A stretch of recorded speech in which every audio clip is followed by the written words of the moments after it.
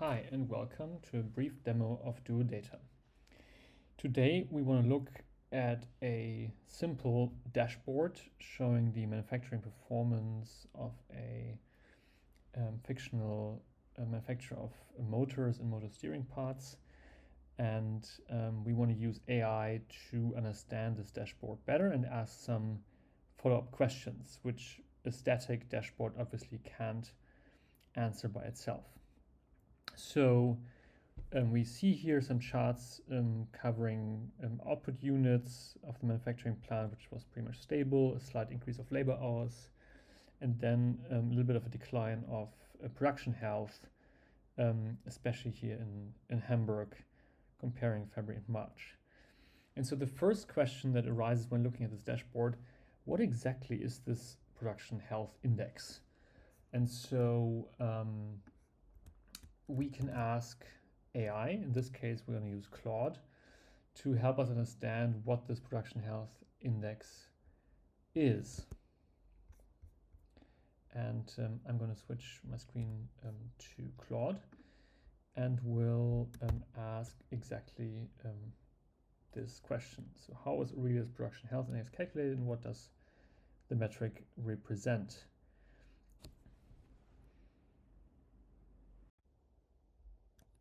So here we see the result, and Claude cannot answer this question just from the workbook itself. So it says here the workbook does not document the production health index and its underlying formula. And this shows you where the need for an ontology arises. You need to have a common vocabulary across the business such that everybody who looks at a dashboard that is showing the production health index also knows what that means. And with Duodata, you can create and maintain exactly such metrics ontology and then provide that as context to your agent, as well as also project that across your data platforms.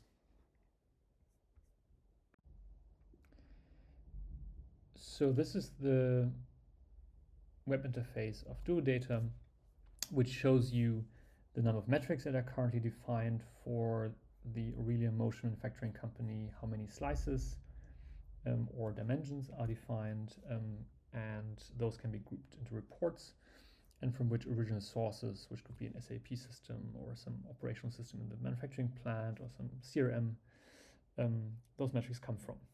What I've done already in the meantime is I have used the built-in import feature to import the Excel sheet I just showed you before.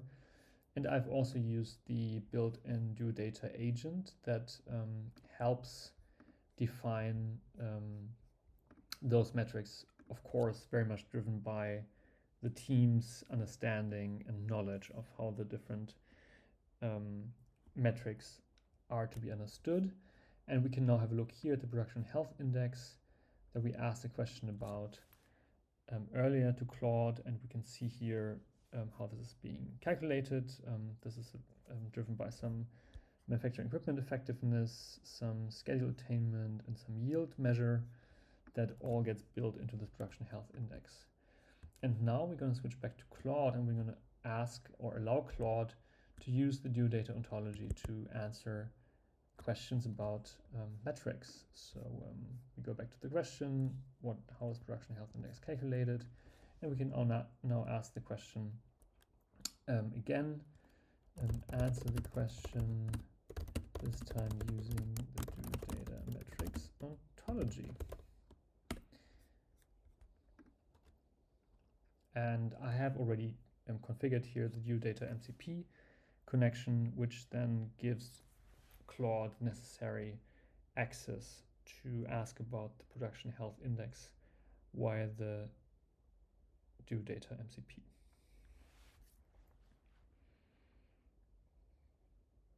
Here we go. Perfect.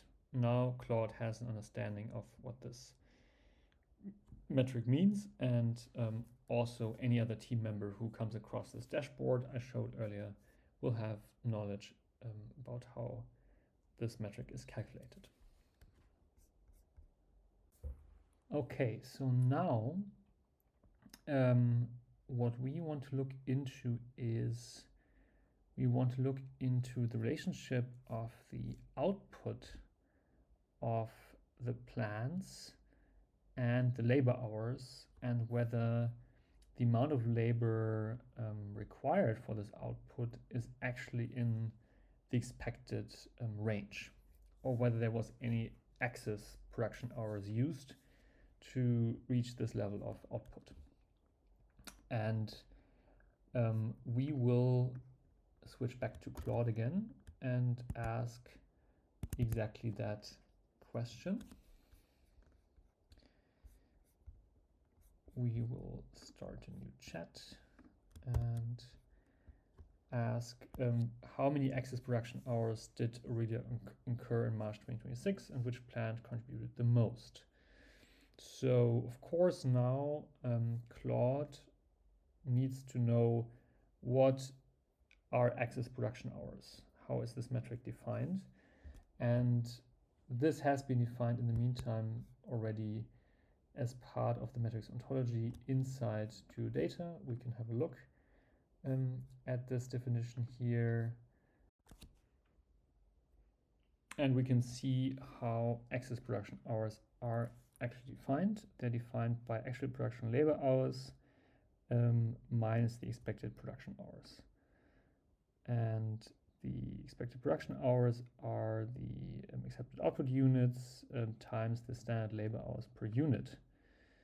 And the standard labor hours per unit are defined like this. These are 1.5 hours per unit in the case of the AX100, and some other hour budgets for the other products.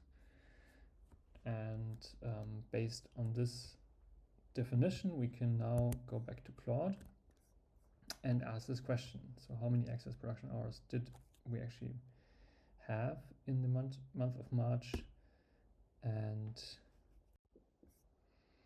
now we see, thanks to the grounding in the Duodata Metrics Ontology, Claude was able to answer this question, and we see that overall there were 336 excess production hours in March 2026. This shows you the power of having a clean metrics ontology defined, and how it enables your AI assistants and agents to reason about all the important metrics of your business and provide reliable answers to any question you might ask. So far, we have used Claude to answer questions about the Excel sheet, respectively Excel report I showed you earlier. And that is, of course, a highly simplified example, because in many cases, the data you want to work with and query doesn't live in Excel. It lives in a proper data platform like Snowflake, Databricks, BigQuery, or Microsoft Fabric. And this is where the Duodata ontology really shines and gives you a very powerful tool to ensure your AI agents and chatbots can answer any questions against your data platform.